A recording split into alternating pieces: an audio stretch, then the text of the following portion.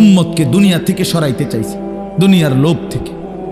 আজ আমরা জিন্দেগির মাকসাদ বানায় নিছি। জওয়ান বলেন, বুড়ো বলেন, আমি বলেন, আপনি বলেন, আমাদের জীবন শুধু দুনিয়া, অথচ আখিরাত, হাসরের ময়দান, কিয়ামত, পরকাল আমাদের দরজায় কড়া নাড়তেছে। প্রতিনিয়ত আমাদের সামনে যে মানুষগুলো মৃত্যুবরণ করতেছে, এরা যেন আমাদেরকে হাত নেড়ে নেড়ে, কড়া নাইরা নাইরা যেন বলতেছে, আখিরাতের দিকে যাচ্ছি, তুমিও আইসো। ঠিক না? এই জন্য কবর জিয়ারতের দোয়া আছে সালামের সাথে। ভাই ওমর ফারুক ভাই নিরা না, হারে বেটা, বেচারা আমার তে বড় বক্তা, ওরা নিচে বসে হায় হায় সার। তো কবর জিয়ারতের দোয়ার মধ্যে, সালামের মধ্যে এটা অংশ আছে, আনতুম লানা সালাফুন ওয়া নাহনু লাকুম তাবাউন। হে কবরবাসী, আপনি তো আমার আগে চলে গেলেন, অচিরেই আমি আপনার পিছনে পিছনে আসতেছি। ওয়া নাহনু লাকুম তাবাউন, আমরা আপনার পিছনে পিছনে আসতেছি। আপনাকে সালাম, আপনাকে সালাম। এইভাবে তো আল্লাহ নবী সাল্লাল্লাহু আলাইহি ওয়াসাল্লাম কোরআনের আয়াতগুলো, সূরাগুলো অধিকাংশই আপনাদেরকে আমাদেরকে ভাই বুঝাইতে চাইছে আখিরাত, পরকাল। কতভাবে ইকতারাবা লিন্নাসি হিসাবুহুম ওয়া হুম ফি গাফলাতিন মুরিদুন। আল্লাহ তাআলা বলে, বান্দা, হিসাবের সময় তো কাছায়া গেল, আখিরাত তো চলেই আসলো, কিয়ামত তো চলেই আসলো, আজও তো তুমি গাফিল হয়েই রইলা। 40 বছর হয়ে গেছে, 1 বছর শেষ হইছে, এভাবে বুঝি নাফরমানিতে পড়ে রইলা বান্দা। 365 দিনে কোনদিন ছেলেরা, তোমরা যারা ফজরের নামাজ পড়ো না, তুমি বলো না বাপ, এত শক্ত এত পাষাণ কেমনে হয় না? 1টা বছর কোনদিন ফজরের নামাজ পড়ো নাই, এত বড় নিকৃষ্ট জানোয়ার মুসলমানের বাচ্চা কেমনে হয় বলেন? এত বড় জানোয়ার একটা মানুষের বাচ্চা কেমনে হয়? এটা কি পরিমাণ হাইওয়ান, এটা কত বড় হাইওয়ান, এটা কত বড় জন্তু, কত বড় পশু। 1 বছর 365 দিনে এই হাইওয়ান কোনোদিন ফজরের নামাজ পড়ে না। শুধু 1 বছর, খবর নিলে দেখবেন 10 বছর, খবর নিলে দেখবেন 5 বছর। জানোয়ারের মতো, ইহুদির মতো, খ্রিস্টানের মতো চুল রাইখা তৃপ্তিভূত করে, এর চাইতে অসভ্যতা, এর চাইতে নিকৃষ্ট রুচি, এত বিকৃত মানসিকতা কোন জন্তু জানোয়ারেরও হয় না বেটা, জন্তু জানোয়ারের। তোমরা যে সমস্ত ছেলের চুল ইহুদির মতো, খ্রিস্টানের মতো, বেঈমানের মতো বেটা, তুমি একদম নিম্ন রুচির মানুষ, একেবারে ফসা মানুষ বেটা, তুই বেটা ফালতু লোক বেটা, তুই বেটা, তোর কোনো রুচি বলতে কিছু নাই বেটা, তোর কোনো রুচিবোধ নাই বেটা।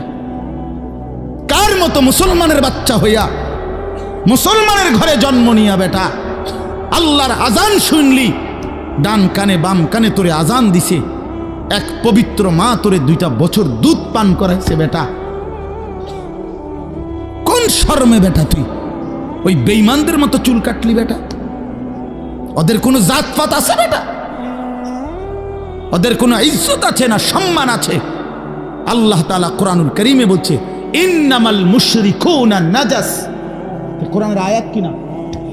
আল্লাহ বলছে সমস্ত মুশরিক নাপাক, নাজাসুন নাজাস। সমস্ত ইহুদি নাপাক, সমস্ত খ্রিস্টান নাপাক, সমস্ত হিন্দু নাপাক, সমস্ত বৌদ্ধ নাপাক, সমস্ত নাস্তিক নাপাক, সমস্ত মুরতাদ নাপাক, সমস্ত বেঈমান নাপাক।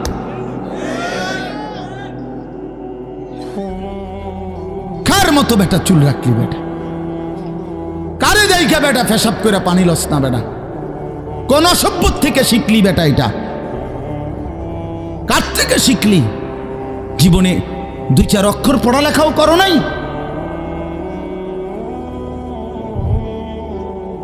দুই চার শব্দ পড়ো নাই তোমরা ছেলেরা?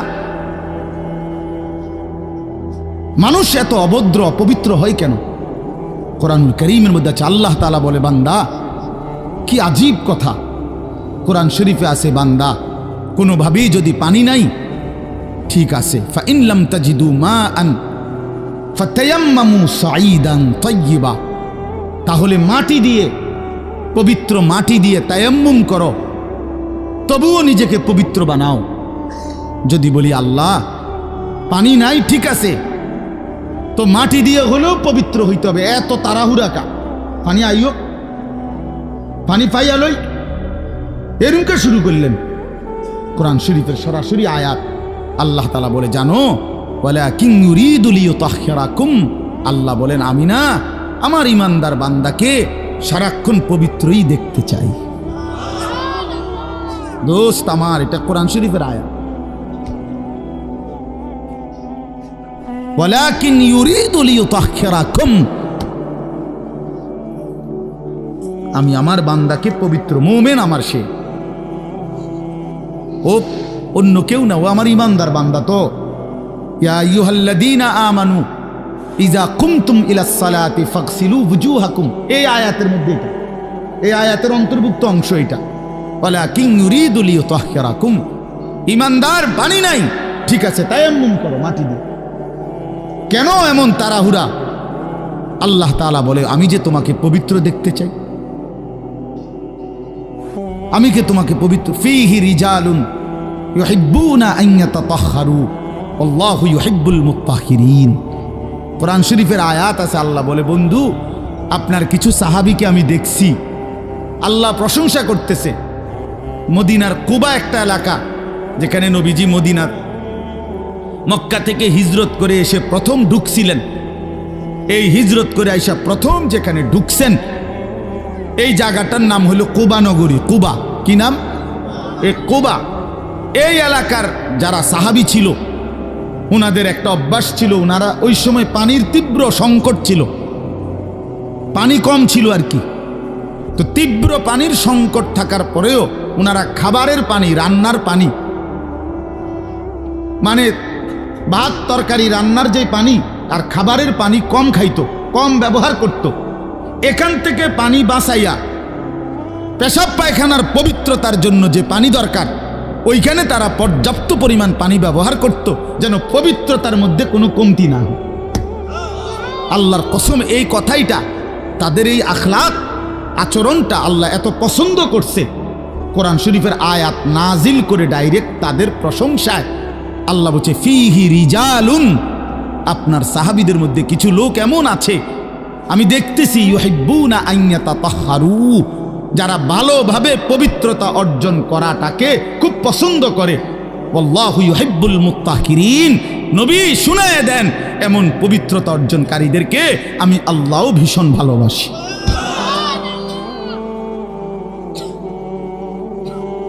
তোরে আল্লাহ ঘৃণা করে।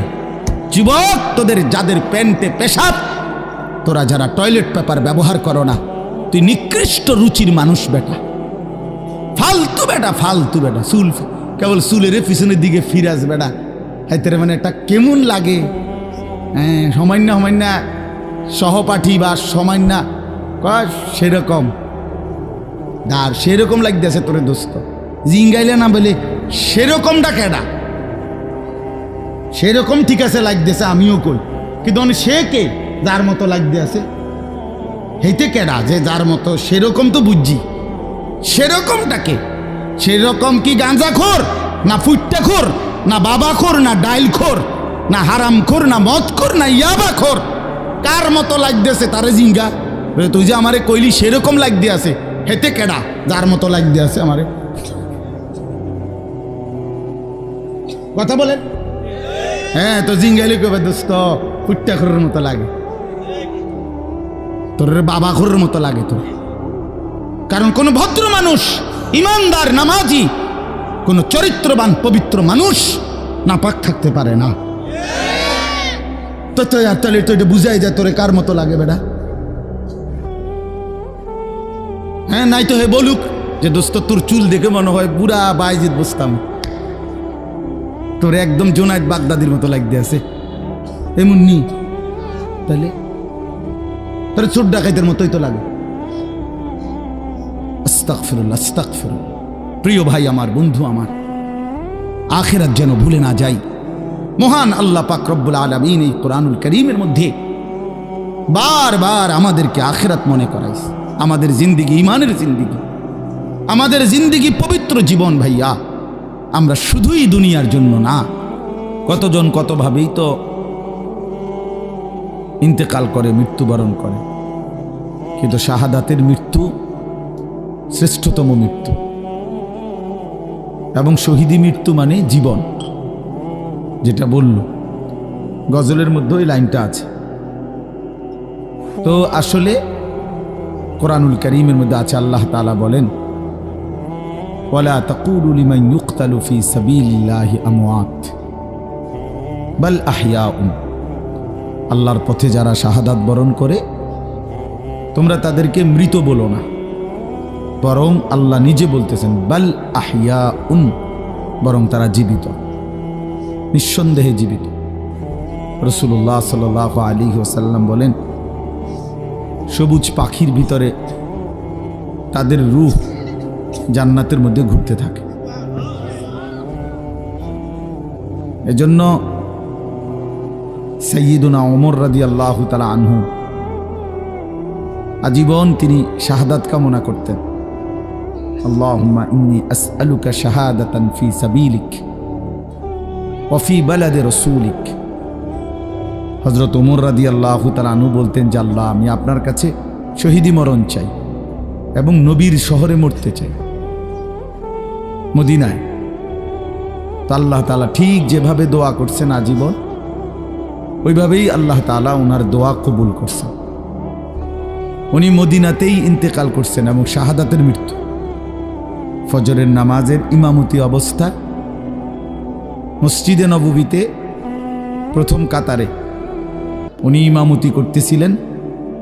একজন অগ্নিপূজক কাফের ছদ্মবেশে চাদর দিয়ে শরীর ঢেকে এই বেঈমান ফজরের নামাজের ইমামতি করতেছেন ওমর রাদিয়াল্লাহু তাআলা আনহু। এই সময় ওনার কোমরের মধ্যে ছুরি মারছে, 7-8টা ছুরির ঘাই দিছে। এই অবস্থায় তিনি রক্ত ঝরতে শুরু করছে। তো উনি চাপ দিয়া ধইরা আগে পেছন কাতার থেকে, প্রথম কাতার থেকে হযরত আব্দুর রহমান ইবনে আউফ রাদিয়াল্লাহু তাআলা আনহুকে টেনে ইমামের জায়গায় না দাঁড় করায়া, তো বলছে, আব্দুর রহমান, আগে ফজরের নামাজ শেষ করো, তারপরে তোমরা আমারে ধইরো। তো উনি কাটা মুরগির মতো পাশে এই ব্যথায় তড়ফাইছে, কিন্তু সাহাবায়ে কেরাম আগে নামাজ পড়ছে, এরপরে উনারে ধরছে। তো এই আঘাতেই উনি শাহাদাত বরণ করছে। তো শহীদি মৃত্যুও হয়েছে, আবার রসুলের শহরেই মদিনাতেই মৃত্যুবরণ করছে। এবং সবচেয়ে আশ্চর্যের কথা হলো, উনি হলেন শহীদে মেহরাব, মেহরাবের শহীদ। অর্থাৎ নামাজের এই জায়গায় রাসূলুল্লাহ সাল্লাল্লাহু আলাইহি ওয়াসাল্লাম আজীবন যেখানে ইমামতি করতেন, সেইখানে তিনি শাহাদাত বরণ করছেন। আল্লাহ ওনাকে কিভাবে কবুল করছে। এজন্য নওজোয়ান ভাই ছেলেরা, তোমাদেরও এটা মনে রাখা চাই, সারা পৃথিবীর ইসলাম বিরোধী দুশ্মনরা, এই সারা বিশ্বের ইয়াহুদি, খ্রিস্টান, মুনাফিক, নাস্তিক, মুরতাদ, ইসলাম বিদ্বেষীদের একটা বড় ষড়যন্ত্র, তাদের একটা বড় মেন এজেন্ডা হলো সারা পৃথিবীর মুসলমানদের দিল থেকে জিহাদ ফি সাবিলিল্লাহ, আল্লাহর রাস্তায় জিহাদ এবং শাহাদাত, এই শব্দ যেন ভুলে যায়। ভোগ বিলাসিতা, দুনিয়া প্রীতি, দুনিয়া নিয়ে ব্যস্ত থাকা, এই অর্থ সম্পদ, বাড়ি ঘর, দালান, বিল্ডিং, খাট পালং, সোফা, ফার্নিচার, আর ছেলেপেলেরা মোবাইল, বন্ধুদের আড্ডা, খামখেয়ালি, মানে এর মধ্যেই ডুবে থাকুক, অসভ্যতার মধ্যে, দুনিয়া বাড়ানোর মধ্যে পড়ে থাকুক। এটা হলো বেঈমানের সমস্ত ষড়যন্ত্রের মূল। এজন্য সারা পৃথিবী জুড়ে তারা জিহাদ ফি সাবিলিল্লাহর বিরুদ্ধে, আল্লাহর রাস্তায় যুদ্ধ, এর বিরুদ্ধে জঙ্গি, উগ্রবাদী, টেরোরিস্ট, সন্ত্রাসী ইত্যাদি বহু কিছিমের অপপ্রচার করে লাগাতার অব্যাহত এই পরিমাণ বলতে থাকছে যে অনেক মুসলমান সাধারণ মানুষ পর্যন্ত এটাকে ভয় পাইতে শুরু করছে, যে জেহাদ বললেই আতঙ্ক, কিতাল বললেই আতঙ্ক। অথচ কোরআনুল কারীমের প্রায় 600-র চাইতে বেশি আয়াতের মধ্যে আল্লাহ তাআলা জিহাদ ফি সাবিলিল্লাহর কথা বলছেন। তাহলে এতগুলো আয়াতকে অস্বীকার করার কোনো সুযোগ আছে? বলেন, কিভাবে অস্বীকার করে? কোরআনুল কারীমের একটি শব্দ কেউ যদি অস্বীকার করে তাহলে তো সে কাফের, সে তো বেঈমান। তাহলে কোরআনুল কারীমের মধ্যে আল্লাহ তাআলা বারবার এই কথা স্পষ্ট বলছে। কোরআন শরীফে আছে, মক্কায় মুসলমানরা, কুরাইশরা, মক্কার কুরাইশদের মধ্যে মাঝে মধ্যে বিতর্ক হইত যে কেউ কাবা ঘরে হাজিদেরকে পানি পান করাইতো, কেউ হাজিদেরকে মেহমানদারি করত, কেউ কাবা ঘরের চাবি পাহারা দিত, কেউ কাবা ঘরের সংরক্ষণ করত, কাবা ঘরের ভবন ইত্যাদি প্রস্তুত করত, হাজিদের জন্য তাবু বানাইতো। তো এই খেদমতকে অনেক বড় মনে করত। তো একদিন নিজেদের মধ্যে তারা বলতেছিল যে এইটা সবচেয়ে বড় কাজ। তো আল্লাহ তাআলা কোরআনুল কারীমের সূরা আয়াত নাজিল করে বললেন, না, আল্লাহর উপরে ঈমান এবং জান মালের জিহাদ এটা সর্বশ্রেষ্ঠ কাজ। আজআলতুম সিকায়াতাল হাজ্জ ওয়া ইমারাতাল মসজিদিল হারাম কামান আমানা বিল্লাহি ওয়াল ইয়াউমিল আখির ওয়া জাহাদা ফি সাবিলিল্লাহি বিআমওয়ালিহিম ওয়া আনফুসিহিম লা ইস্তাবুনা ইনদাল্লাহ। তোমরা মনে করেছো হাজিদেরকে পানি পান করানো এবং কাবা ঘর মসজিদে হারামের রক্ষণাবেক্ষণ করা এটা সর্বোত্তম? আল্লাহ বলে, না, আল্লাহর প্রতি ঈমান, ওয়া জাহাদা ফি সাবিলিল্লাহ বিআমওয়ালিহিম ওয়া আনফুসিহিম, আল্লাহর পথে জান আর মালের জিহাদ, এইটা আর ওইটা কশ্চিন কালেও সমানও হইতে পারে না, উচ্চত হওয়ার প্রশ্নই নাই, সমান সমানও না, বরং জিহাদ ফি সাবিলিল্লাহ এটা সর্বশ্রেষ্ঠ। ওয়া যারওয়াতু সানামিহি আল জিহাদ। আল্লাহর নবী সাল্লাল্লাহু আলাইহি ওয়াসাল্লাম বলেন, ইসলামের সর্বোচ্চ চূড়া জিহাদ ফি সাবিলিল্লাহ। কি বলেন? সবাই বলেন, ছেলেরা বলো ভাই, এই শব্দটা বলো, জিহাদ ফি সাবিলিল্লাহ। আজ তোমরা ভুলে গেছো। আজ অসংখ্য যুবক ছেলে, কিশোর ছেলে জানেও না এইসব। 16, 17, 18 বছরের ছেলেরা রাসূলুল্লাহ সাল্লাল্লাহু আলাইহি ওয়াসাল্লামের জামানায় পুরা দমে যুদ্ধ করছে, পুরা দমে। 17, 18 বছরের অসংখ্য সাহাবী, 20 বছরের অসংখ্য সাহাবী যুদ্ধের ময়দানে সেনাপতি ছিলেন। উহুদের যুদ্ধে সর্বপ্রথম আল্লাহর নবী সাল্লাল্লাহু আলাইহি ওয়াসাল্লাম উহুদের যুদ্ধের দিন, ইসলামের ইতিহাসের অত্যন্ত ভয়ানক একটা যুদ্ধের নাম হল উহুদের যুদ্ধ, যেখানে 70 জন সাহাবী শাহাদাত বরণ করছিলেন।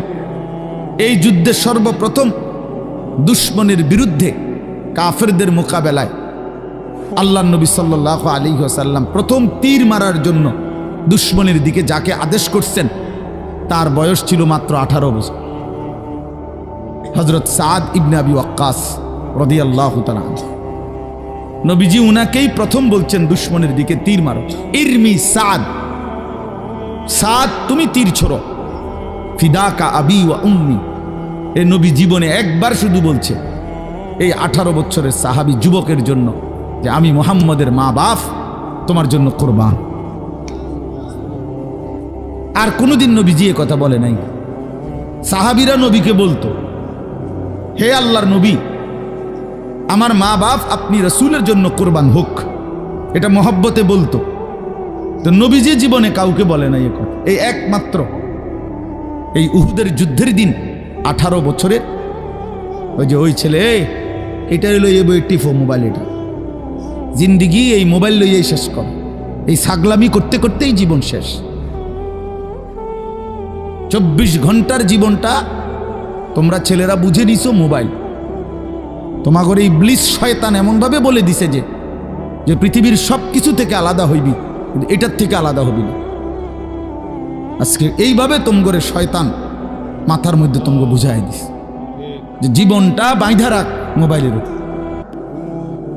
জীবনের আর কোনো পৃথিবীতে কি হয় না হয় কিচ্ছুর দরকার নেই, তুই শুধু মোবাইলের মধ্যে ডুববা থাক। অপদার্থ এক জিন্দিগি ভাইয়া, এক ফালতু জীবন, ফালতু জীবন, একটা বর্বর জীবন। মোবাইলের আসক্ত যেই ছেলে মেয়ে, এটা একটা বাজে লোক, ফালতু লোক, ফালতু, 100 ফালতু, 100 ফালতু, 100 ফালতু, একেবারেই আকামলা। এটা এক ধরনের অপদার্থ ছাড়া, যার পৃথিবী নিয়ে, মানবতার কল্যাণ নিয়ে, মানুষের কোনো উপকার নিয়ে, পৃথিবী নিয়ে, আখেরাত নিয়ে জীবনের কোনো স্বপ্ন নাই।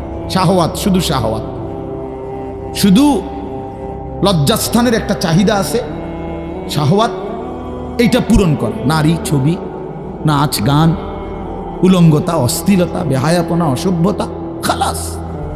এটা মজা পাইলাম, বেডি চাইলাম, সারা রাত উলঙ্গ দৃশ্য দেখলাম, জানোয়ারের মতো পড়ে থাকলাম শুইয়া। সকালে 8টা বাজুক 9টা বাজুক, যখন ঘুম ভাঙে ঘুম ভাঙল। ফজরের নামাজ নাই, শরীর অপবিত্র, নাপাক, অসভ্য ছবি দেখতে দেখতে শরীর নাপাক হয়ে গেছে। এই অসভ্যতা, এই জানোয়ার মাতালের মতো পড়ে আছে খাটে। যখন ঘুম ভাঙে ঘুম ভাঙল, উঠলো তো উঠলো, নাস্তা খাইলো, আবার ছুটলো, আবার মোবাইল।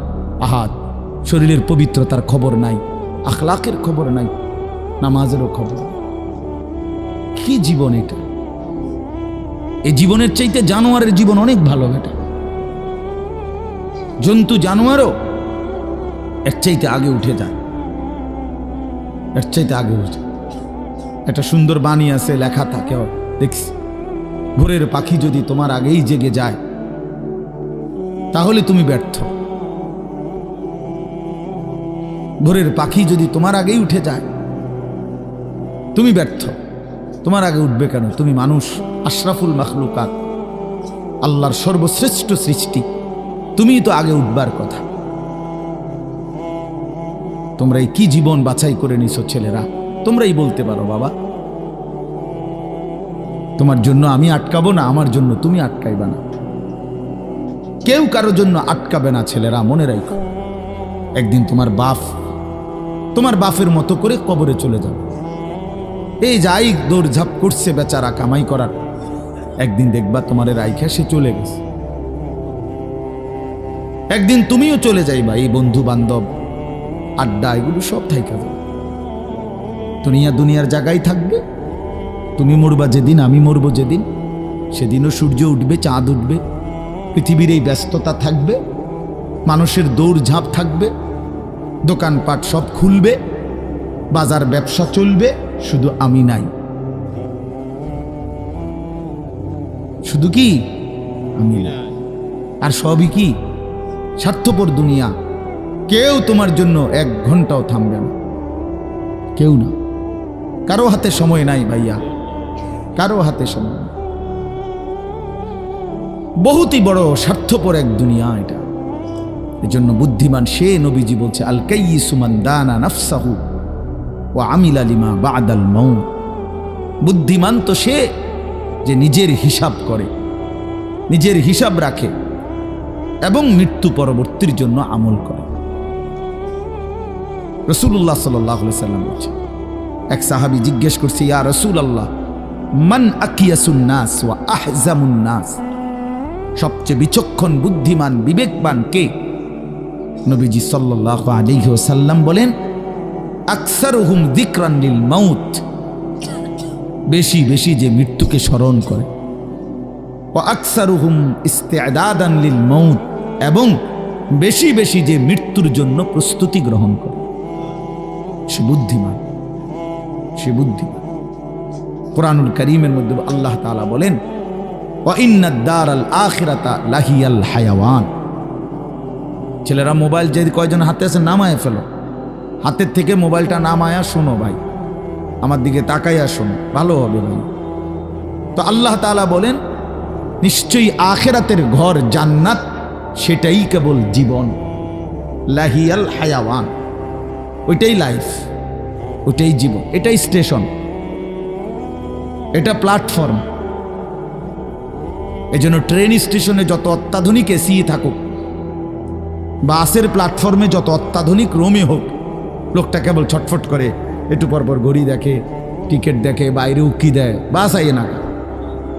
আরে ভাই এরম করেন কেন, এসি চলতেছে, বসে না থাকবে। আর ধর্মে আপনার কথা বইয়ে থাকতে মাইছি ঠিকই না বলে, অথচ কোনো সমস্যা নাই, এতটা অত্যাধুনিক রুম এখানে, তারে নাস্তা টাস্তা দিয়েছে, কিন্তু হের কেবল গড়িসা, সে কেবল টিকিট চায়, সে কেবল জিগা কি ভাই আইলুনি, ট্রেন আসছে না, কারণ এটা যে প্ল্যাটফর্ম, সে এখানে বসতে আসে নাই। রব্বুল আলামিন বলে, বান্দা বিশ্বাস করো, এটা প্ল্যাটফর্ম, মালি ওয়ালিদ দুনিয়া। রাসূলুল্লাহ সাল্লাল্লাহু আলাইহি ওয়াসাল্লাম, হাই উম্মত, দুনিয়ার সাথে আমার কিসের সম্পর্ক, কি সম্পর্ক? ইন্নামা মাসালি ওয়া মাসালুদ দুনিয়া কারাকিবিন ইস্তাযাল্লা তাহতা শাজারাতিন সুম্মা রাহা ওয়া তারাকাহা। হাদিস, নবীজি বলছে আমার উদাহরণ দুনিয়ার সাথে কেমন শোনো, এমন এক পথিক লম্বা পথে বহু দূর কোথাও যাবে, রওনা দিছে, প্রচণ্ড রৌদ্র, ভীষণ রৌদ্রে পথিক এতটাই ঘামে ভিজে গেছে যে এই জন্য সে একটা গাছের নিচে একটু বাতাসের জন্য একটু বসছে, শরীরটা যাতে একটু ঠান্ডা হয়, গরম লাগতেছে। তো কিছুক্ষণ পরে শরীরটা যখন একটু ঠান্ডা লাগছে, একটু বিশ্রাম করছে, তা আবার সেই পথিক তার মূল গন্তব্যের দিকে রওনা দিয়ে চলে গেছে। তারা কাহা, গাছটাকে গাছের জায়গাতেই রেখে গেছে। নবীজি বলেন ঠিক এমন আমি তো আখিরাতের পথিক, আমি তো জান্নাতের যাত্রী, আমি তো আখিরাতের মুসাফির, আমি তো যাচ্ছি সেখানে। যাওয়ার পথে মাঝখানে 60 বছর, 63 বছর, 40 বছর, 50 বছরের একেবারে সামান্য একটু সময় ওই গাছের নিচে দুনিয়ায় একটু বিশ্রাম করলাম, একটু বসলাম, আবার একটি নির্দিষ্ট সময় পরে আমি আমার আপন গন্তব্য আখিরাতের দিকেই রওনা দিলাম। দুনিয়া দুনিয়ার জায়গায় রয়ে গেল, দুনিয়া দুনিয়ার জায়গাতেই রয়ে গেল, দুনিয়া পড়েই রইল। কি ভাই বুঝতেছেন এই কথাটা? রাসূলুল্লাহ সাল্লাল্লাহু আলাইহি ওয়াসাল্লাম বলেন, ইয়াকুলু ইবনু আদম মালি ওয়া মালি। কি আজীব হাদিস শুনেন। নবীজি বলেন, হায় বনি আদম সারাক্ষণ কেবল বলে আমার মাল, আমার মাল। দেখছেন গাড়িটা আমার, এই বাড়িটা আমার, এই 10 শতক জমি আমার, এই সোফাগুলো আমার, এই খাট আমার। আল্লাহ নবী সাল্লাল্লাহু আলাইহি সাল্লাম বলেন, হাল্লাকা ইবনা আদম মিন মালিক, কোথায় তোমার মাল? এই বনি আদম মাল তোমার বলতে কে বললো এগুলো তোমার? এগুলো যদি তোমারই হয় তো তুমি যেহেতু চিরস্থায়ীভাবে দুনিয়া থেকে কবরের দিকে চলে যাচ্ছ, এগুলো সাথে নিচ্ছ না কেন? তোমার জিনিস কার জন্য রেখে যাচ্ছ? এই বেটা, ওয়াহাল্লাকা ইবনা আদম মিন মালিক, কিরে বনি আদম তোর মাল কই? তোর যদি হয় নিচ্ছ না কেন এগুলো? ও মানে মোবাইলে আমার, তো আমি এটা নিয়ে যাবো না সাথে এখন, না কেন থুয়ে যাবো? কথা বলেন না কেন? তো তুমি তো দুনিয়া থেকে চলে যাচ্ছ, তো নিচ্ছ না কেন এগুলো? তোমার 10 শতক জায়গা নিবা না? সোফা এগুলো কই রাখা যাচ্ছ? এগুলো নিয়ে যাও, বিল্ডিং নিয়ে যাও। তাইলে দেখে বুঝেই নাও বান্দা, উম্মত তোমার হলো কোত্থেকে? তোমার কেবল 3টা মাল, 3টা জিনিস তোমার।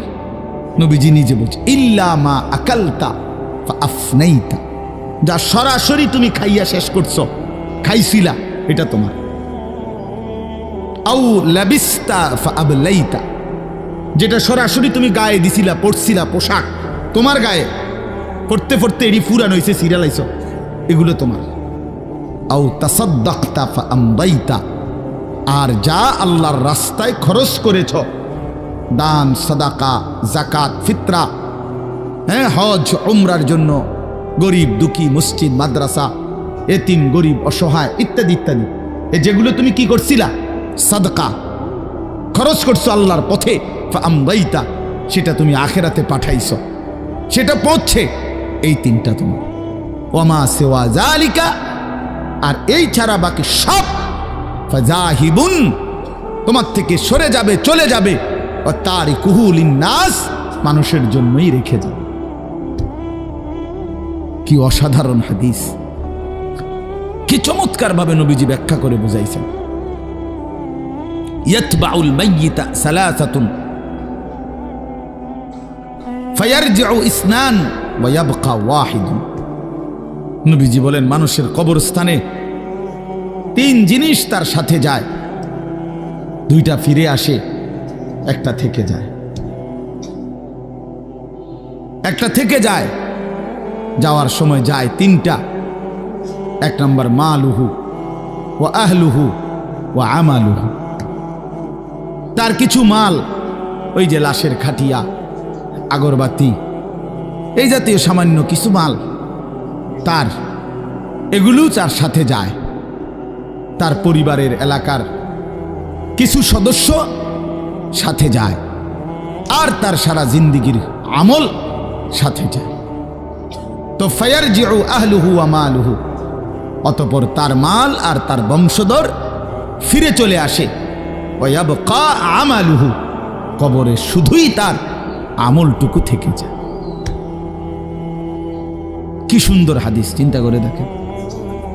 রাসূলুল্লাহ সাল্লাল্লাহু আলাইহি সাল্লাম বলেন, নবীজি বলেন, লাউ আন্না লি ইবনি আদামা ওয়াদিয়াম মিন যাহাবিন, উম্মত শুনো, বনি আদম কত লুভী, শোনো, মানুষ কত লুভী হয়, দুনিয়া লুভী কি পরিমাণ লুভী হয়, যার কলজার ভিতরে একবার আখেরাত ভুলে গেছে।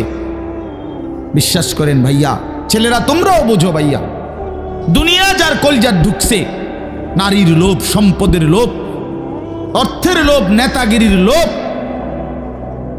তো আল্লাহ রাসূল সাল্লাল্লাহু আলাইহি সাল্লাম বলেন, এই দুনিয়া লুভিকে, বনি আদমকে যদি একটা পাহাড় পরিমাণ স্বর্ণ দেওয়া হয়, লা আহাব্বা আন ইয়াকুনা লাহু ওয়াদিয়ান, সে মনে মনে চাইবে যদি তাকে দুইটা পাহাড় স্বর্ণ দেওয়া হইতো। একটা পাহাড় মানে কি 200 কেজি মাটি, হ্যাঁ, কথা বুঝছেন? একটা পাহাড়ের মধ্যে 200 কেজি মাটি, তো টনে টনে মাটি, টনে টনে, মিলিয়নে মিলিয়নে মাটি। মদিনার উহুদ পাহাড় 8.5 কিলোমিটার লম্বা, এত বড় পাহাড়, এত দূরত্ব, এত উঁচা, যে মসজিদে নববীর এখান থেকে, বারান্দা থেকে, সেহান থেকে দাঁড়াইলেই কি দেখা যায়? উহুদ পাহাড় দেখা যায়, প্রায় 4 কিলো 4.5 কিলো দূরে, কিন্তু এখান থেকে স্পষ্ট পাহাড় দেখা যায়, এতটা উঁচা।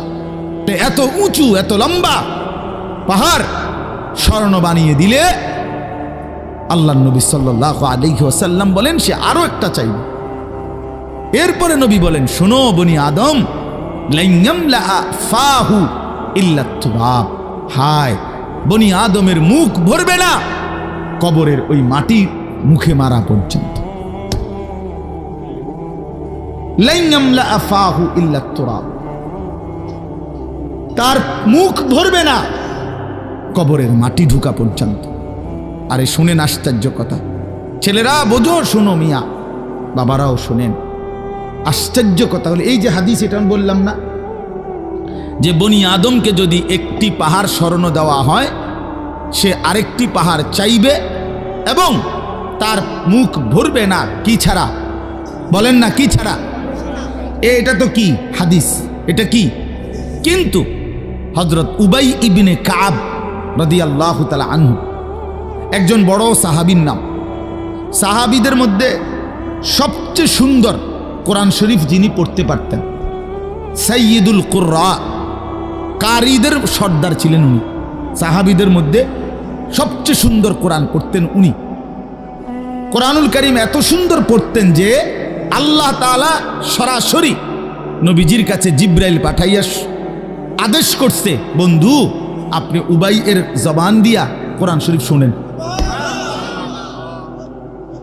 শুনেন, ওই পড়লে আমার আরশ কাইপা ওঠে। শুনেন শুনেন, আমনে শুনুন। আল্লাহ নবী সাল্লাল্লাহু আলাইহি ওয়াসাল্লাম এই সাহাবীকে ডাক দিয়া বলছে, উবাই ইকরা আলাইয়াল কোরআন, কোরআন শরীফ পড়ো, শোনাও।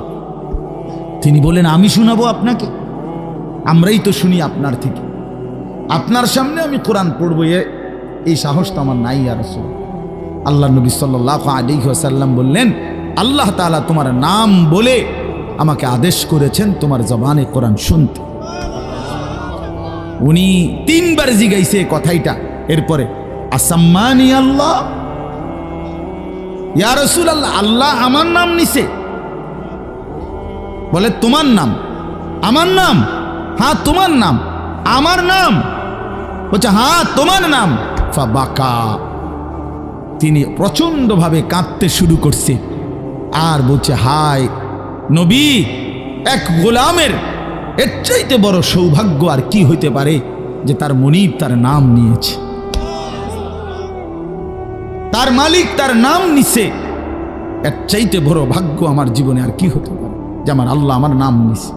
যাই হোক, আমার বলার উদ্দেশ্য হলো, এই সাহাবী উবাই ইবনে কাব বলেন, এই যে হাদিস এটা নবীজি আমাদেরকে এত বেশি বার বলছে, বারবার বারবার বলতেন।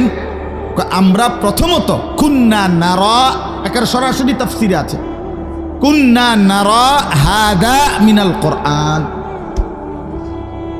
আমরা এটাকেই মনে করতাম যে এটা কোরআনের আয়াত। এত বেশিবার নবী এটা আমাদের সামনে পড়ছে। অর্থাৎ সাহাবীদেরকে দুনিয়ার লোভ থেকে ফিরাইবার জন্য, আখিরাত মুখী করার জন্য, পরকাল মুখী বুঝাবার জন্য এত বেশিবার বলছে এটা। উনি বলেন, আমরা প্রথমত এটা ভাবতাম এটা কোরআন শরীফের আয়াত। হাত্তা নাজালাত আলহাকুমুত তাকাসুর হাত্তা যুরতুমুল মাকাবির, এরপরে যখন আলহাকুমুত তাকাসুর এই সূরাটা নাজিল হইছে, এই আমি এখন যেই সূরাটা পড়ছি তার পরের সূরা, এটা যখন নাজিল হইল তখন আমরা বুঝলাম যে না, এইটা হইল কোরআন, আর এতদিন যেটা মনে করছি এটা রাসূলের হাদিস।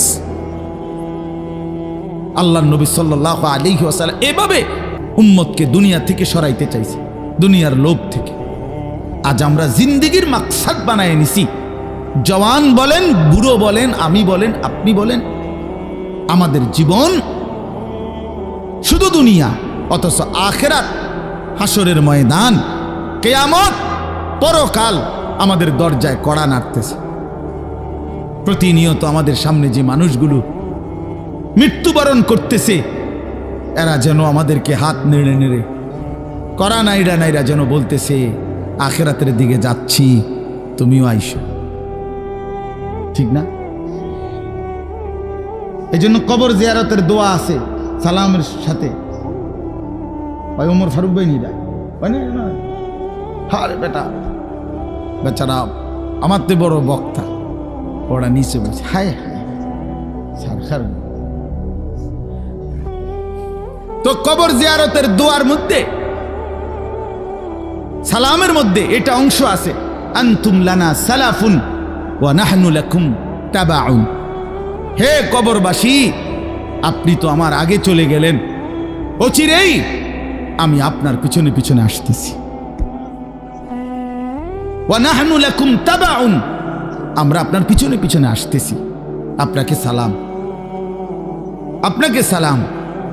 এইভাবে তো আল্লাহ নবী সাল্লাল্লাহু আলাইহি ওয়াসাল্লাম কোরআনের আয়াতগুলো, সূরাগুলো অধিকাংশই আপনাদেরকে আমাদেরকে ভাই বুঝাইতে চাইছে আখিরাত, পরকাল। কতভাবে ইকতারাবা লিন্নাসি হিসাবুহুম ওয়া হুম ফি গাফলাতিন মুরিদুন। আল্লাহ তাআলা বলে, বান্দা, হিসাবের সময় তো কাছাইয়া গেল, আখিরাত তো চলেই আসলো, কিয়ামত তো চলেই আসলো, আজও তো তুমি গাফিল হয়েই রইলা। 40 বছর হয়ে গেছে, 1 বছর শেষ হইছে, এভাবে বুঝি নাফরমানিতে পড়ে রইলা বান্দা 365 দিনে। কোনদিন ছেলেরা তোমরা যারা ফজরের নামাজ পড়ো না, তুমি বলো না বাপ এত শক্ত এত পাষাণ কেমনে হইলা? 1টা বছর কোনদিন ফজরের নামাজ পড়ো নাই, এত বড় নিকৃষ্ট জানোয়ার মুসলমানের বাচ্চা কেমনে হয় বলেন? এত বড় জানোয়ার একটা মানুষের বাচ্চা কেমনে হয়? এটা কি পরিমাণ হাইওয়ান, এটা কত বড় হাইওয়ান, এটা কত বড় জন্তু, কত বড় পশু। 1 বছর 365 দিনে এই হাইওয়ান কোনোদিন ফজরের নামাজ পড়ে না। শুধু 1 বছর, খবর নিলে দেখবেন 10 বছর, খবর নিলে দেখবেন 5 বছর। জানোয়ারের মতো, ইহুদির মতো, খ্রিস্টানের মতো চুল রাইখা তৃপ্তিবোধ করে। এর চাইতে অসভ্যতা, এর চাইতে নিকৃষ্ট রুচি, এত বিকৃত মানসিকতা কোন জন্তু জানোয়ারেরও হয় না বেটা, জন্তু জানোয়ারের। তোমরা যে সমস্ত ছেলের চুল ইহুদির মতো, খ্রিস্টানের মতো, বেঈমানের মতো বেটা, তুমি একদম নিম্ন রুচির মানুষ, একেবারে ফসা মানুষ বেটা, তুই বেটা ফালতু লোক বেটা, তুই বেটা তোর কোনো রুচি বলতে কিছু নাই বেটা, তোর কোনো রুচিবোধ নাই বেটা। কার মতো মুসলমানের বাচ্চা হইয়া মুসলমানের ঘরে জন্ম নিয়া বেটা আল্লাহর আজান শুনলি, ডান কানে বাম কানে তোরে আজান দিছে, এক পবিত্র মা তোরে 2টা বছর দুধ পান করাইছে বেটা, কোন শরমে বেটা তুই ওই বেঈমানদের মতো চুল কাটলি বেটা? ওদের কোনো জাতপাত আছে বেটা? ওদের কোনো ইজ্জত আছে না সম্মান আছে? আল্লাহ তাআলা কোরআনুল কারীমে বলছে ইন্নামাল মুশরিকুনা নাজাস, কোরআনের আয়াত কিনা? আল্লাহ বলছে সমস্ত মুশরিক নাপাক, নাজাসুন নাজাস, সমস্ত ইহুদি নাপাক, সমস্ত খ্রিস্টান নাপাক, সমস্ত হিন্দু নাপাক, সমস্ত বৌদ্ধ নাপাক, সমস্ত নাস্তিক নাপাক, সমস্ত মুরতাদ নাপাক, সমস্ত বেঈমান নাপাক।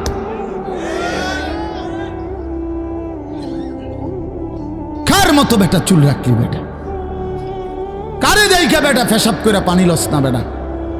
কোন সভ্য থেকে শিখলি বেটা? এটা কার থেকে শিখলি? জীবনে 2-4 অক্ষর পড়ালেখাও করো নাই?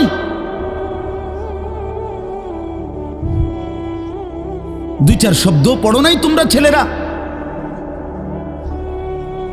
মানুষ এত অভদ্র অপবিত্র হয় কেন? কোরআনুল কারীমের মধ্যে আছে, আল্লাহ তাআলা বলে বান্দা কি আজীব কথা, কোরআন শরীফে আছে বান্দা কোনোভাবেই যদি পানি নাই, ঠিক আছে, ফাইন লাম তাজিদু মাআন ফাতায়াম্মামু সাঈদান তাইয়্যিবা, তাহলে মাটি দিয়ে, পবিত্র মাটি দিয়ে তায়াম্মুম করো, তবুও নিজেকে পবিত্র বানাও। যদি বলি আল্লাহ পানি নাই, ঠিক আছে, তো মাটি দিয়ে হলেও পবিত্র হইতে হবে, এত তাড়াহুড়া কা? পানি আইও, পানি পাইয়া লই, এরকম শুরু করলেন। কোরআন শরীফের সরাসরি আয়াত, আল্লাহ তাআলা বলে জানো ওয়ালাকিন ইউরিদু লিইউতাহহিরাকুম, আল্লাহ বলেন আমি না আমার ইমানদার বান্দাকে সারাক্ষণ পবিত্রই দেখতে চাই। দোস্ত আমার, এটা কোরআন শরীফের আয়াত। ওয়ালাকিন ইউরিদু লিইউতাহহিরাকুম, আমি আমার বান্দাকে পবিত্র, মুমিন আমার সে,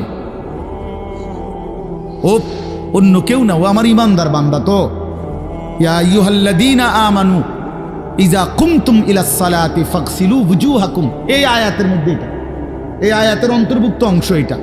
ওয়ালাকিন ইউরিদু লিইউতাহহিরাকুম, ইমানদার পানি নাই, ঠিক আছে, তায়াম্মুম করো মাটি দিয়ে। কেন এমন তাড়াহুড়া?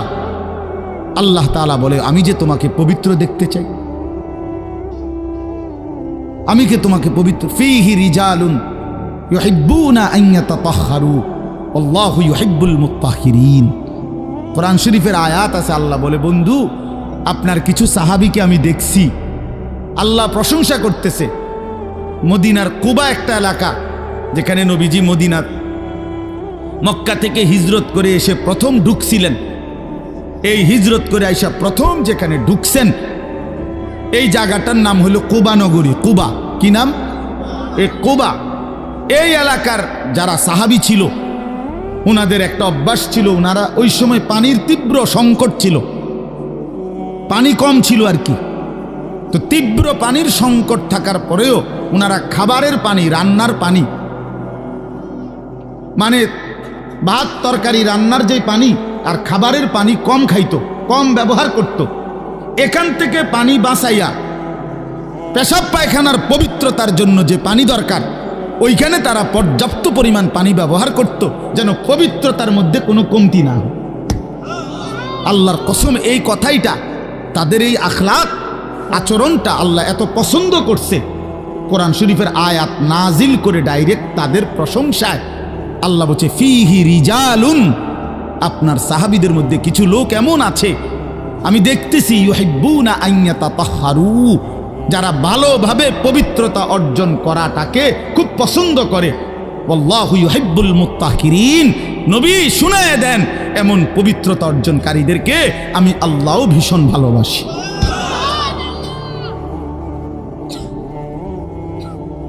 তোরে আল্লাহ ঘৃণা করে। যুবক, তোদের যাদের প্যান্টে পেশাব, তোরা যারা টয়লেট পেপার ব্যবহার করো না, তুই নিকৃষ্ট রুচির মানুষ বেটা, ফালতু বেটা, ফালতু বেটা। চুল কেবল চুলের পিছনের দিকে ফিরাস বেটা, হাইতে মানে এটা কেমন লাগে? হ্যাঁ, সমান্য সমান্য সহপাঠী বা সমান্য সেরকম দার সেরকম লাগতেছে তোরে দোস্ত, জিঙ্গাইলে না বলে সেরকমটা কেডা? সেরকম ঠিক আছে লাগতেছে, আমিও কই, কিন্তু সে কে যার মতো লাগতে আছে? হেইতে কেডা যে যার মতো? সেরকম তো বুঝছি, সেরকমটাকে? সেরকম কি গাঁজাখোর, না ফুট্টাখোর, না বাবাখোর, না ডাইলখোর, না হারামখোর, না মদখোর, না ইয়াবাখোর? কার মতো লাগতেছে তারে জিঙ্গা? তুই যে আমারে কইলি সেরকম লাগতে আছে, হেতে কেডা যার মতো লাগতে আছে আমারে? কথা বলেন। হ্যাঁ, তো জিঙ্গাইলে কবে দোস্ত ফুট্টাখোরের মতো লাগে, তোর বাবাখোরের মতো লাগে তোর। কারণ কোন ভদ্র মানুষ, ইমানদার, নামাজি, কোন চরিত্রবান পবিত্র মানুষ নাপাক থাকতে পারে না। তো তাহলে তো এটা বুঝাই যায় তোরে কার মতো লাগে বেটা। হ্যাঁ, নাই তো হে বলুক যে দোস্ত তোর চুল দেখে মনে হয় বুড়া বাইজিদ বসতাম, তোর একদম জোনায়েদ বাগদাদির মতো লাগতে আছে, এমন নি? তাহলে তোর চোর ডাকাইতের মতোই তো লাগে। আস্তাগফিরুল্লাহ, আস্তাগফিরুল্লাহ। প্রিয় ভাই আমার, বন্ধু আমার, আখিরাত যেন ভুলে না যাই। মহান আল্লাহ পাক রব্বুল আলামিন এই কোরআনুল কারীমের মধ্যে বারবার আমাদেরকে আখিরাত মনে করাইছে। আমাদের জিন্দিগি ঈমানের জিন্দিগি, আমাদের জিন্দিগি পবিত্র জীবন ভাইয়া। আমরা শুধুই দুনিয়ার জন্য না, শুধু দুনিয়ার জন্য, দুনিয়ার জন্য আল্লাহ তাআলা কোরআন শরীফ আছে, ওয়াদারনি ওয়াল মুকাদ্দিবিনা উলিন নি'মাতি ওয়া মাহিলহুম কালিলা। আল্লাহ বলছে, হে আমার বান্দারা, নাফরমান পাপীদেরকে অল্প সময়ের জন্য দুনিয়া ভোগ করতে দাও, ওদেরকে দুনিয়া খাওয়াইয়া পড়াইয়া এরপরে আমি নিয়ে আসবো, আমি এজন্যই বানাইছি। কিন্তু তোমরা মুমিন, তোমরা ইমানদার, তোমাদেরকে আমি আল্লাহ তাআলা জান্নাতের জন্য বানাইছি, জান্নাতের জন্য। উইদ্দাত লিল মুত্তাকিন, মুমিনদের জন্যই জান্নাত, মুত্তাকিদের জন্যই জান্নাত। একটা বেঈমানও জাহান্নাম থেকে মুক্তি পাবে না। কোনো কাফের, কোনো বেঈমান, কোনো হিন্দু, কোনো বৌদ্ধ, কোনো ইহুদি, কোনো খ্রিস্টান, কোনো নাস্তিক, মুরতাদ পরকালে, পরকালে এক ঢোক, এক জাররা, এক লোকবা, এক ঢোক পানি মিলবে না, সুখ মিলবে না। ঈমানবিহীন সমস্ত ভালো কাজ আখিরাতের বিচারে পরিত্যক্ত, মরদুদ, বাতিল। ঈমান শর্ত। মৃত্যু পরবর্তী যেই কোনো বিনিময়ের জন্য, উত্তম বিনিময় পেতে হলে কি লাগবে? ঈমান জরুরি। ঈমান জরুরি। ঈমান হারা সর্বহারা, আল্লাহ হারা সর্বহারা, সর্বহারা। তো এই জন্য আল্লাহ তাআলা আমাদেরকে বানাইছেনি আখিরাতের জন্য, আখিরাতে নিজের জন্য। খালাকতুল আশিয়া আলি আজালিক ও খালাকতুকা লি। আল্লাহ বলছে, বান্দা গোটা দুনিয়া আমি তোমার জন্য বানাইছি, তোমারে শুধু আমার জন্য বানাইছি। সারে দুনিয়া তেরে লিয়ে, তু সিরফ মেরে লিয়ে। বাহ, এই কথা ভাবলেই তো অবাক লাগে। আমার তো খুব ভালো লাগে যে কয় কি মালিক। हाँ, सारे दुनिया तेरे लिए, तू सिर्फ मेरे लिए। গোটা দুনিয়া বান্দা তোর জন্য, যা বান্দা সবটা দুনিয়া তোরে দিলাম, তোকে শুধু আমার জন্য রাখলাম। তু সিরফ মেরে লিয়ে, তুমি আমার জন্য, তুমি আমার হয়ে থাকবা, আমার সেজদা করবা, আমারে নামাজ, আমার হুকুম পালন করবা। তো দুনিয়া ও ইজ্জতের সাথে আমি আল্লাহ চালাবো, আখিরাতেও তোমারে আমি আল্লাহ সর্বোচ্চ সম্মানজনক রিজিক, সর্বোত্তম জান্নাত আমি নিজে দিয়ে দেব।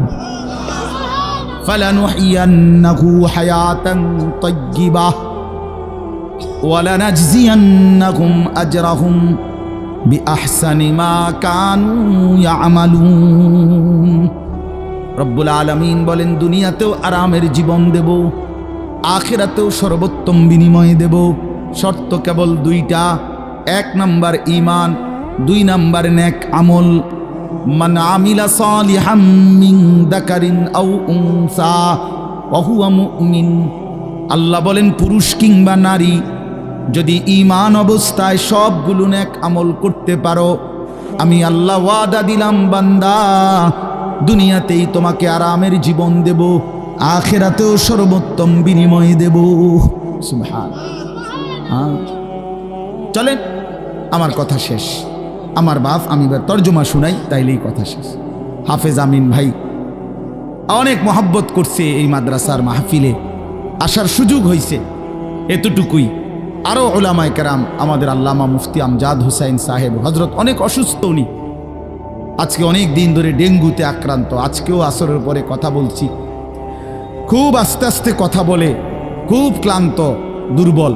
তারপরও আমারে বলছে যে আমিন ভাইয়ের মাহফিল আমি একটু লেগে হইলো আসমু। আমাদের আজকে যে একজন মাওলানা শেষ বয়ান করবে, আপনার অসাধারণ। আপনাদের ছেলেদেরকে, তোমাদেরকে বলি, বাপ আমার অনুরোধ রইল, আমার এই কথাটা রাইখো, তোমরা ওর বয়ান শুনো। আমি নিজেও ওর বয়ান শুনি, আমি নিজেও এর বক্ত।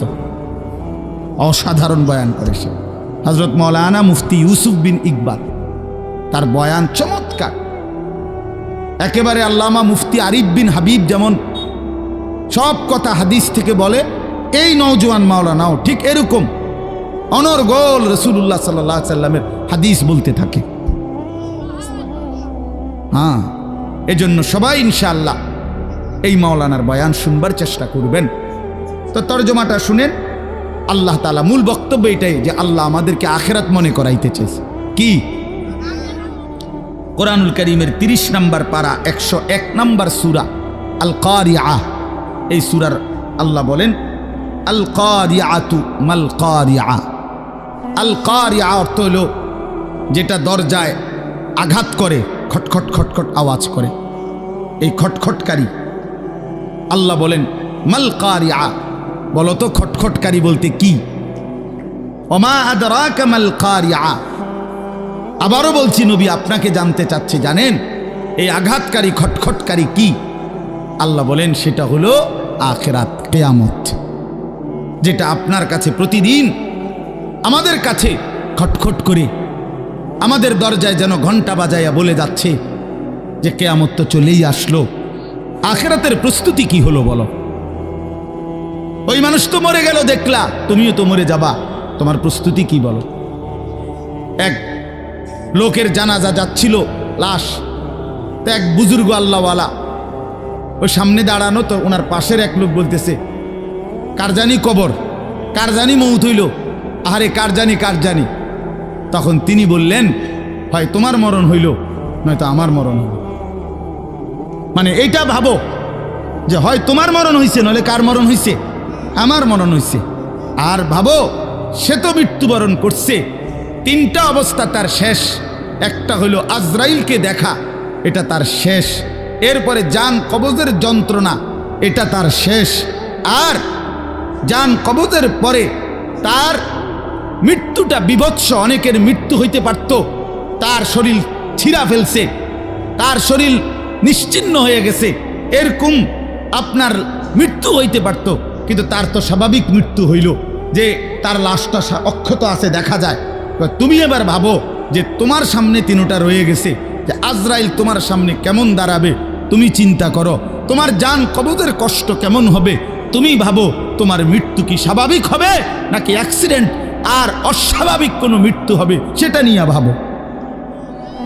তাইলে প্রতিটা মৃত্যু আমাদেরকে ঘন্টা বাজায়, প্রতিটা রাত আমাদেরকে ঘন্টা বাজায়, প্রতিটা দিন আমাদেরকে ঘন্টা বাজায় যে বান্দা সময় তো চলে গেল, আখিরাতের কি হলো, কবরের কি হলো, পরকালের কি হলো। ইয়াউমা ইয়াকুনুন নাসু কাল ফারাশিল মাবসুত ওয়া তাকুনুল জিবালু কাল ইহনিল মানফুশ। আল্লাহ বলে একদিন সত্যি সত্যি কিয়ামত হবে, ইসরাফিল ফু দিবে। সেদিন কি হবে? সেদিন সমস্ত মানুষগুলো হয়ে যাবে বিক্ষিপ্ত পতঙ্গের মতো। বিক্ষিপ্ত পতঙ্গ মানে আপনারা একদম সহজ বুঝবেন, ওই যে বাতির মধ্যে, লাইটের মধ্যে, আলোর মধ্যে অনেক সময় যে সাদা সাদা পোক এগুলো আসে, এগুলো দেখছেন? এগুলোর কি কয়? উলু উলু। এই যে আর একটু বড় বড় সাদা সাদা, হ্যাঁ, এই উলু উলু, এই উলু পোকা। এইটা যেমন মাঝে মাঝে এইভাবে আসে চারদিক থেকে উইরা উইরা আইয়াই পইরা হয় আগুনের মধ্যে, বাতির মধ্যে, আলোর মধ্যে পইরা পইরা মরে, নিচে মরে। তো আল্লাহ পাক বলেন ইসরাফিল ফু দিবে, কিয়ামত শুরু হবে। মানুষ এরকম পাগলের মতো, উলুর মতো দৌড়াইয়া পতঙ্গের মতো চারিদিকে দিক বিদিক শূন্য হইয়া দৌড়তে থাকবে। কেউ বলতে পারবে না কে কোথায় যাচ্ছে, কোথায় দৌড়াচ্ছে, কি হচ্ছে। সবাই অস্থির হয়ে যাবে। এরই মধ্যে যে যেখানে গিয়ে পড়ে যাবে ওইখানেই তার মৃত্যু, ওইখানেই কবর। ওয়াতাকুনুল জিবালু কাল ইহনিল মানফুশ। পাহাড়গুলো একটা নমুনা আল্লাহ বলছে, পাহাড়গুলো তুলারে দীর্ঘক্ষণ মেশিনের মধ্যে ধুনাইয়া সারলে, এবার যখন ঝরঝরা হয় তুলা, তো এবার যদি বাতাস লাগে তাইলে যেমন এটা উড়তে শুরু করে, তুলা উড়ে। তো আল্লাহ তাআলা বলে পাহাড়গুলো এরকম ধ্বনিত তুলার মতো উঠতে থাকবে। পুরা সৃষ্টির সব কিছু ভাঙ্গা চুইরা শেষ হয়ে যাবে। হাসরের ময়দান কায়েম হবে। আর সেখানে কি হবে? দুইটা অবস্থা। ফাআম্মা মান সাকুলাত মাওয়াজিনহু, সেই হাসরের ময়দানে আমলনামা হাতে নিয়ে মিজানের পাল্লায় যার নেকি ভারী হবে, ফাহুয়া ফি আইশাতির রাদিয়া, সেই সন্তুষ্টিময় আরামদায়ক জান্নাতের জীবন লাভ করবে। ওয়া আম্মা মান খাফফাত মাওয়াজিনহু ফাউম্মুহু হাওিয়া ওয়া মা আদরাকা মা হিয়া নারুন হামিয়া। আর যার আমলনামা মিজানের পাল্লায় ওজন দেওয়ার পরে হালকা হবে, গুনাহ ভারী হবে, নেকি হালকা হবে, আল্লাহ তাআলা বলেন তার ঠিকানা হবে হাবিয়া নামক জাহান্নাম। আর আল্লাহ নিজেই বলে, নবী জানেন হাবিয়া জাহান্নামটা কেমন? নারুন হামিয়া, একেবারে প্রজ্বলিত ধাউ ধাউ করে জ্বলন্ত আগুন, এটার নামই হচ্ছে হাবিয়া। হাবিয়া। এখানে একটা কথা শুধু বলি, কথা আমার শেষ। এক নম্বর কথা হলো, এই জিন্দিগির মধ্যে যদি আমল বাড়াই তাহলে আখিরাতে জান্নাত হবে। এই জিন্দিগির মধ্যে যদি নাফরমানি বাড়াই তাহলে আখিরাতে জাহান্নাম হবে। এখানে একটা শব্দ আছে ফাউম্মুহু হাবিয়া। এই ছেলেরা, তোমাদের জন্য আমি শেষ এই কথাটা আবার বলে যাই। এই শব্দটার তাফসীর আমি আজকেও পড়ছি, তাফসীরে কুরতুবিতে, তাফসীরে ইবনে কাসিরের মধ্যে আছে। আল্লাহ তাআলা বলছেন ফাউম্মুহু হাবিয়া, নাফরমান পাপীকে হাসরের ময়দানে, এই উম্মুহুর শব্দের অর্থ হইল উম্মু রাসিহি, অর্থাৎ তার মাথার সামনে যে চুল, এই চুল ধরে দাঁড়ানো মানুষটাকে বেইজ্জতি করে নিচে নামাইয়া এরপরে লাথি দিয়া জাহান্নামে ফেলবে। এইটা অর্থ। এই অতএব এই লম্বা চুল, এই বিকৃত চুল ছাড়ো, ছাড়ো, নাই তো জাহান্নামের ফেরেশতা টান দিয়া ধইরা তোরে দাঁড়ানোর থেকে নিচে ফেলাইয়া একটা লাথি দিয়া জাহান্নামে ফেলে দেবে। তখন বুঝবা, তখন বুঝবা। এই জন্য আমি অনুরোধ করলাম, রাগ হইও না, আমি শক্তই বললাম, মনে করো তোমরা এই স্বাভাবিক চুল রাখো, স্বাভাবিক, চারদিকে সমান চুল রাখো, এটা কোনোভাবে এটা অসভ্যতা, এটা ফ্যাশন না, এটা জাহান্নামীদের চিহ্ন ভাইয়া, এটা দাজ্জালের চিহ্ন। দয়া করে আমার এই কথা ফিরাই দিও না, ফিরাই দিও না যুবক। নিয়ত করো ইনশাআল্লাহ, ছেলেরা নিয়ত করো, বলো যুবক ইনশাআল্লাহ, পাক্কা নিয়ত করো ইনশাআল্লাহ। তোমাদের যুবক আগামী দিনের জন্য, ইসলামের জন্য রেডি হইতে হবে। তোমরা নামাজ পড়তেই হবে বাবা। আল্লাহকে রাজি না করলে আমার মাতৃভূমিও নিরাপদ থাকবে না। ফিলিস্তিন বহুদিন যাবৎ রক্তাক্ত, রোহিঙ্গা বহুদিন যাবৎ আরাকান রক্তাক্ত, কাশ্মীর বহুদিন যাবৎ রক্তাক্ত। আজ আমার মাতৃভূমিও শহীদ সাইফুল ইসলামের রক্তে রঞ্জিত। এ কথা বেঈমান প্রমাণ করে দিছে। ইসকনের গুন্ডারা, সন্ত্রাসীরা, এই বেঈমানরা প্রমাণ করে দিছে যে মুসলমান সুযোগ পাইলে তোদের কাউরে ছাড়ব না। কি হুজুর, কি পাবলিক, কেউরে ছাড়ব না। হ্যাঁ, বইয়া বইয়া মোবাইল টিপো, বইয়া বইয়া নারী দেখো। একদিন যখন বেঈমান গর্দানে ছুরি রাখবে, সেদিন বুঝবা আল্লাহ কি জিনিস, আল্লাহ কি জিনিস। এজন্য মরলে যদি ঈমানের সাথে মরতে পারি, সেজদা দিয়ে মরতে পারি, আল্লাহর গোলামি করে মরতে পারি, তো এই জীবন যদি চলেও যায়, রক্তে যদি জমিন ভেসেও যায়, কোনো অসুবিধা নেই। ঠিক কিনা বলেন না কেন? মরণ যখন শহীদে মরণ, খালাস, কোনো সমস্যা নাই। ঈমানের মৃত্যু ব্যর্থ না, শহীদের মৃত্যু ব্যর্থ না। কিন্তু যদি নাফরমানির মৃত্যু হয়, যদি বেনামাজি মৃত্যু হয়, যদি শরীর নাপাক, প্যান্ট নাপাক, নারী দেখতে দেখতে, উলঙ্গ ছবি দেখতে দেখতে, তো এই অবস্থায় যদি তোর মরণ হয় বেটা, কি হবে তোমার? কি হবে বাবা? এজন্য দয়া করে আখিরাতের জন্য প্রস্তুতি নাও, পরকালের সামান বানাও, নিজের আখিরাত সুন্দর করো। আল্লাহ তাআলা আমাদের প্রতিটা ছেলেকে তৌফিক দান করেন। বাবারা, আপনাদেরকেও বলি, 60 বছর 50 বছরে আপনারা আখিরাতের ফিকির করেন, কবরের ফিকির করেন, পরকালের সামান কি হলো সেটার ইন্তজাম করেন। খাট পালং সোফা ফার্নিচার এগুলো যেদূর হইছে হইছে, আমনে শেষ না করলেও এটি ফুলাইনে পরে করব, নাতি নাতনিরা আরো বানাইবো, এটি শেষ হইতো না। পৃথিবীতে আমনে মরার পরও গাছ থাকবো, আমনে মইরা যান, কোনো অসুবিধা নাই, আমনে মইরা দেখবেন গাছ মরছে না সব। পৃথিবীতে আমনে মরার পরেও দুনিয়া থাকবে, কাজে দুনিয়া ওরা বাকিরা করবে, আপনি এবার কবরের সামান করেন। আল্লাহ আমাদের বাবাদেরকে, চাচাদেরকে, বয়স্কদেরকেও আখিরাতের কবরের পুঁজি সংগ্রহ করার তৌফিক দান করেন। মা বোনদেরকে পর্দার ইজ্জতের কদর বুঝার তৌফিক দান করেন। তোমরা ছেলেদেরকে আল্লাহ তাআলা আগামী দিনের ইসলামের জন্য কবুল করে নেন, বলেন আমিন। এই রহিমপুর দারুল আমিন আল ইসলামিয়া মাদ্রাসা আল্লাহ কবুল করে নেন। এশার নামাজ পড়ে আবার যথারীতি বয়ানে বসেন, ওলামায়ে কেরামের নসিহত শুনে একসাথে শেষ করে দোয়া করে যাবেন। আল্লাহ তৌফিক দান করেন।